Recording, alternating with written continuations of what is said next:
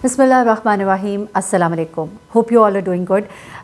मैं इस वक्त सोच रही थी कि आज अभी कोई वीडियो नहीं करूँगी और थोड़ा रेस्ट भी कर रही थी, लेकिन एक ऐसी कहानी नज़रों से गुजरी कि अंदर से एक आवाज़ आई कि नहीं, मुझे आपसे बात करनी है। मुझे आपसे बात करनी है उन रिश्तों के बारे में जिन रिश्तों को हम इतनी अहमियत नहीं देते, लेकिन अगर अंदाज़ा लगाएं तो वो रिश्ते इतने कीमती हैं, वो साथ इतना ज़रूरी है ज़िंदगी का। उन रिश्तों में कभी सख्तियाँ आ जाती हैं, तलखियाँ आ जाती हैं, लेकिन उन रिश्तों से दूर हमें नहीं होना और हमें अल्हम्दुलिल्लाह अपने मालिक का शुक्र अदा करना है।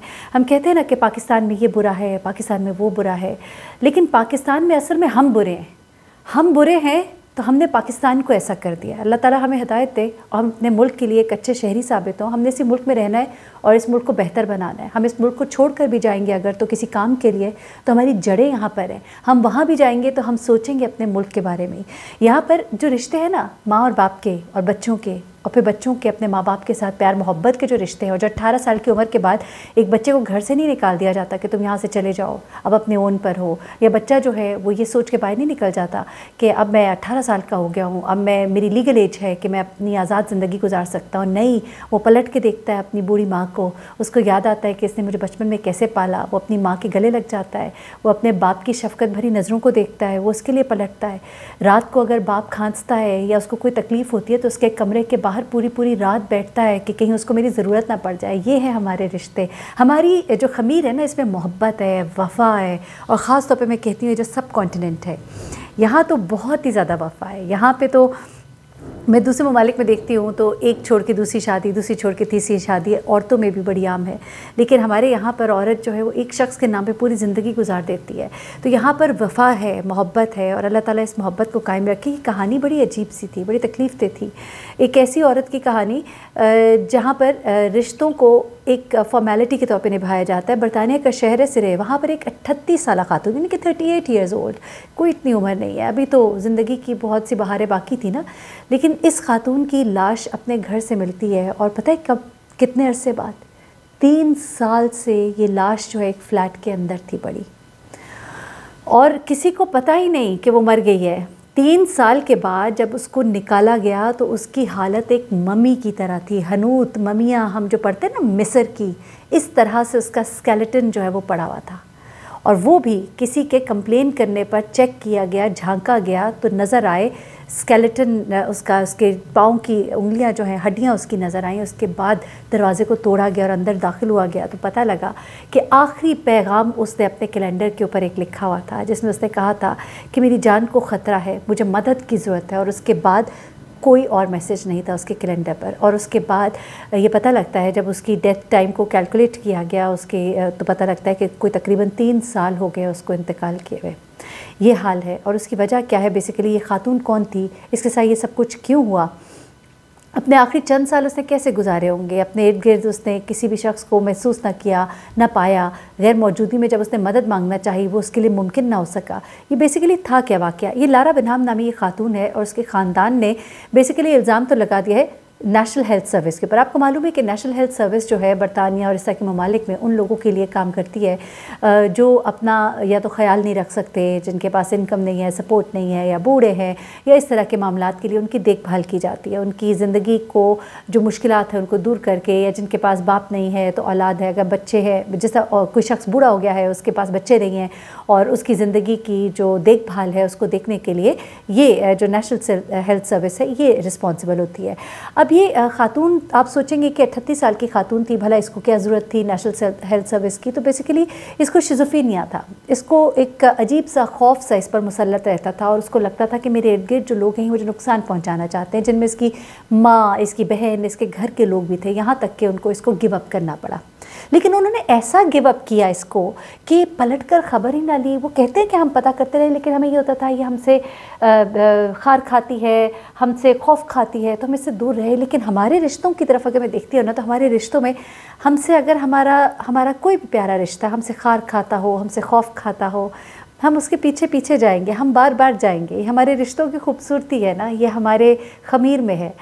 तो मैं शुक्र करती हूँ कि हम उस मुआशरे का हिस्सा नहीं है जहाँ पर 18 साल की उम्र में औलाद छोड़ के माँ बाप को निकल जाती है, या फिर वो माँ बाप जो अपनी औलाद की परवाह नहीं करते। अच्छा, अब इस खातून की ये जो कहानी है बड़ी तकलीफ़ थी और बड़ी अजीब गरीब सी है, मैं आपके साथ शेयर करना चाह रही थी। کہا یہ جا رہا ہے کہ 2017 میں اس کی موت ہو گئی تھی لیکن 2021 میں اس کی باڈی ملی. اب اس کے اوپر ایک کیس باقاعدہ چل رہا ہے. یہ شیزوفرینیا کی مریض تھی اور اپنے خاندان سے یہ الگ ہو گئی تھی اور سرے کے ووکنگ شہر میں سوشل ہاؤسنگ میں یہ رہائش پذیر تھی. یعنی سوشل ہاؤسنگ والوں کے وہ گھر ہوتے ہیں. اب دیکھیں وہاں پر رہتے ہوئے بھی اس کا کوئی پرسان حال نہیں تھا.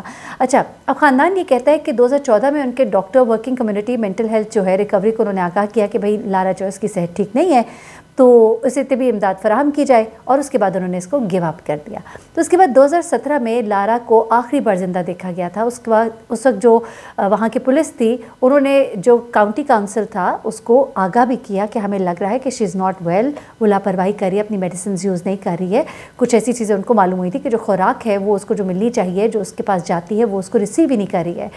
تو پولیس کہتی ہے کہ انہوں نے ان کو بتایا بھی تھا. اب پولیس نے کیلنڈر کے اوپر ایک عبارت جو ہے وہ دیکھی ہے, اس پر لکھا ہوا ہے کہ مجھے مدد کی ضرورت ہے, جب اس کی باڈی کو وہاں سے نکالا گیا.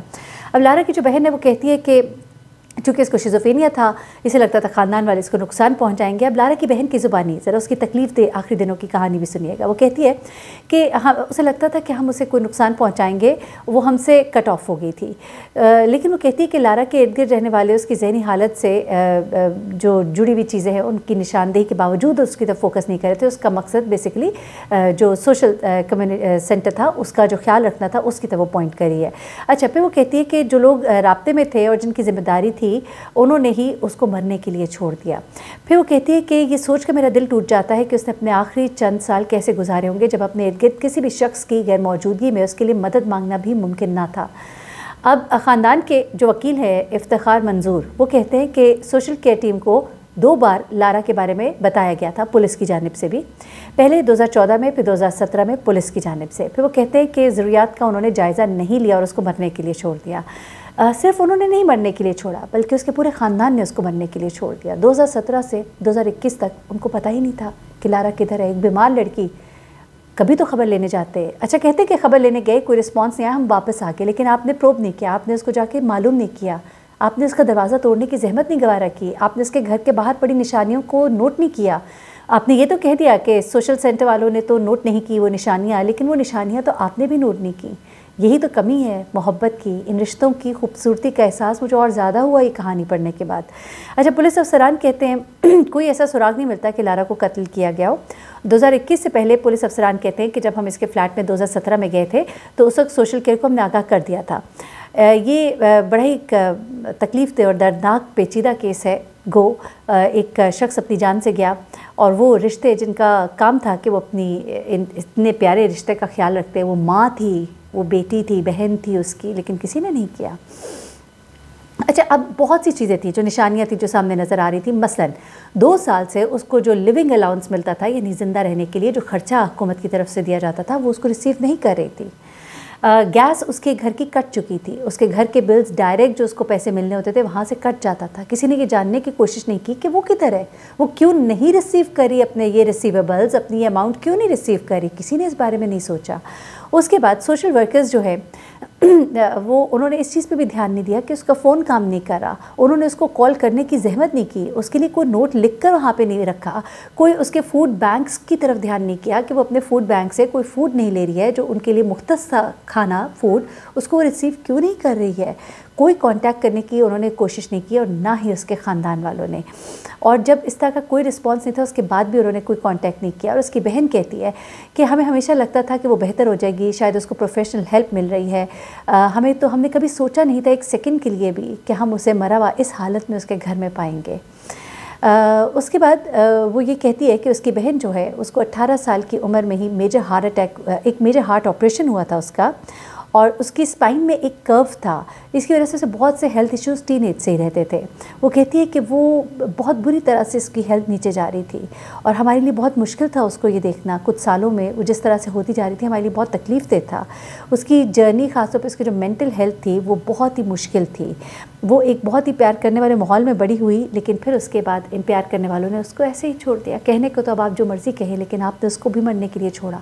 یہ سوشل سینٹر سے زیادہ آپ لوگوں کی ذمہ داری تھی لیکن نہیں نبھائی گئی. وہ کہتے ہیں کہ اچھا پھر اور بھی بہت سی باتیں اس نے شیئر کی کہ کس طرح سے وہ میرے ساتھ تھی, کیسے ہم لوگ ساتھ رہتے تھے, لیکن پھر وہی بات کہ آپ نے اس کو مرنے کے لیے چھوڑ دیا. وہ کہتی ہے وہ بہت تکلیف میں رہتی تھی, उसके फ़िज़िकल चेकअप्स के लिए हमने उनको सोशल सेंटर वालों के, सर्विसेज वालों के हवाले किया, कम्युनिटी मेंटल हेल्थ सर्विस वालों के हवाले किया, और हमारा ख्याल था कि वहाँ पे उसकी देखभाल हो रही है। लेकिन इतनी निशानियाँ देखने के बावजूद किसी ने उसकी मिजाज पुरसी करने का नहीं सोचा, किसी ने उसके दिल के अंदर झांकने की कोशिश नहीं की कि ठीक है वो एक बीमारी का शिकार थी, लेकिन क्या इस तरह की बीमारी का शिकार हो तो उस इंसान को ऐसे अकेले छोड़ दिया जाता है। यहाँ पर मैंने सीखा, मैंने सोचा, मैंने कहा कि हमारे ये रिश्ते बहुत प्यारे हैं, अल्लाह ताला इन रिश्तों को कायम दायम रखे, और इन रिश्तों में जो कमियां कोताहियां हैं उनको आप दूर कीजिए, मोहब्बतों में जो फासले हैं उनको दूर कीजिए। हमारे यहाँ एक बड़ी परेशानी है, एक अलमिया है कि छोटी छोटी बातों पे नाराज़ हो गए, लंबी लंबी नाराज़गियाँ पाल ली, ख़ानदान के ख़ानदान जो पहले शीरो शकर होते थे वो अब दूर दूर रहने लग गए। तो कोशिश करें कि छोटी छोटी गलतियों को और बड़ी बड़ी गलतियों को भी इग्नोर कर दें, दोस्ती कर ले, सुलह कर ले। रिश्ते थोड़े से हैं और बड़े प्यारे हैं, तो ये छोटी रंजिशों को भुलाकर बड़ी चीज़ की तरफ फोकस करें, और बड़ी चीज़ जो है वो प्यारे रिश्ते हैं, वो बड़े बड़े रिश्ते हैं जो मुश्किल वक्त में आपके साथ खड़े होते हैं। आप बीमार होते हैं तो आपकी तीमारदारी के लिए आते हैं, बड़ा हौसला मिलता है आपको अगर कोई बीमारी हो, कोई आपके पास आके थोड़ी देर बैठे। तो इन खूबसूरत रिश्तों को निभाइए और माफ़ करना सीखिए, क्योंकि मैं कहती हूँ कि अल्लाह बड़ा गफ़ूर और रहीम है। हम अल्लाह से तो मांगते हैं, बार बार कहते हैं या रहमान हमें माफ़ कर दे, हम अल्लाह से माफ़ी मांगते हैं और उसकी रहमत की उम्मीद से हम आस लगा कर बैठते हैं, लेकिन हम दूसरे को माफ़ नहीं कर सकते। तो ये दोगलापन नहीं है, ये दोहरा मेयार नहीं है। ख़ुद तो माफ़ नहीं कर सकते लेकिन माफ़ी की उम्मीद रखते हैं। अल्लाह बड़ा पसंद करता है माफ़ करने वालों को, अल्लाह दोस्त रखता है ऐसे लोगों को।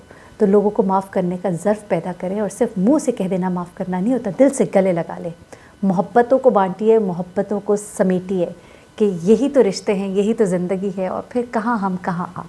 बहुत ख्याल रखिएगा अपना, दुआ में याद रखिएगा, इस मैसेज को आगे पहुँचाइएगा, रिश्तों को समेटिए। अल्लाह हाफ़िज़।